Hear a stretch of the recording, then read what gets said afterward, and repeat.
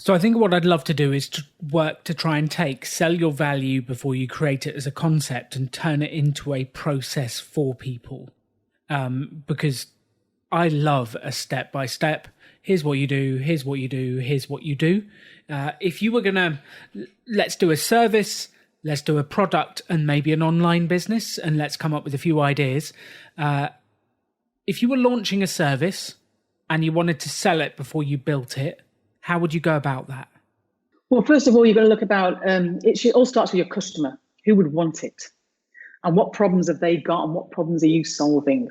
Or what are their, I say in the sales section, what are people's wants or needs or problems? What are they staying up at night worrying about?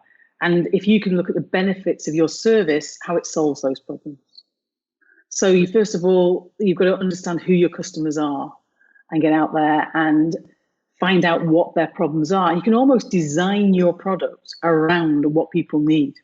So if you are a coach or you're a trainer, find the problems, because the benefits of what you do or your skills can turn into benefits for them. That is exactly how I would approach it. Find someone I think that would need what I do, go chat to them, ask them what their biggest problems are. And then one of the sayings that Simon and I repeat to each other at the pop-up is people support what they co-create. So if you go and have that meeting and you co-create the service or the solution with them, they're far more likely to buy it. If you go in with a finished decision, they will go yes or no. And the answer more often than not is no. But people are more likely to support what they co-create. So I think for the service businesses out there, it's find someone you think has the problem you can fix, go and ask them about it, come up with some ideas, and see if they'll buy it. And I think it's a fairly simple process.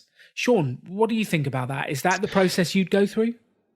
Yes, and sometimes you get some gifts and some prizes by going through that. And it kind of goes back to what we were talking about earlier. You can spend all this time planning, buying, getting everything together, using energy and money, or you can just start asking people what they want, kind of what KC was saying. So I had a business that was a personal and group physical training. Specifically, it was called CrossFit. And I had been doing the group training for a while and then decided I was going to start working one-on-one with people. Now, the client that I had in my head that I thought I was going to be working with turned out to be completely different person. So I was initially going after a more serious athlete. I was thinking they were going to be around the ages of 30 to 40 years old, white-collar professional that really wanted to take it up a notch.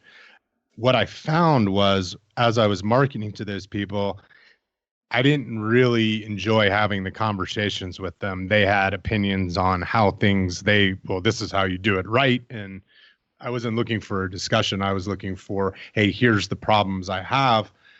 How will we go about solving that? So what came to me is the people who wanted to talk to me more were new folks who had never been into a gym before. And they were like a clean slate. All right. So they didn't have all these presupposed opinions and this diet and this workout and so forth. So I ended up actually working with my one-on-one clients were usually older clients that were afraid of a gym. And they would come in and tell me what they want. And then from my own knowledge, I could say, here's some steps to get there. So where I was going to be thinking that I was working with that 30 to 40-year-old, it actually became usually 55 to around 70 was my oldest client on that. And boy, was it a lot more enjoyable because we came in, I was told what the issue is. They didn't have any preconceived notions of this is how you're supposed to do it. And so then I can say, hey, here's the endpoint you want. Here's the path to the endpoint. Do you want to do that? And yeah, I can do that. So it became a clientele that I had no idea was going to be my clientele because I started asking the people that I thought were going to be. And then when I got the feedback, I was like, no, I don't want to work with these people.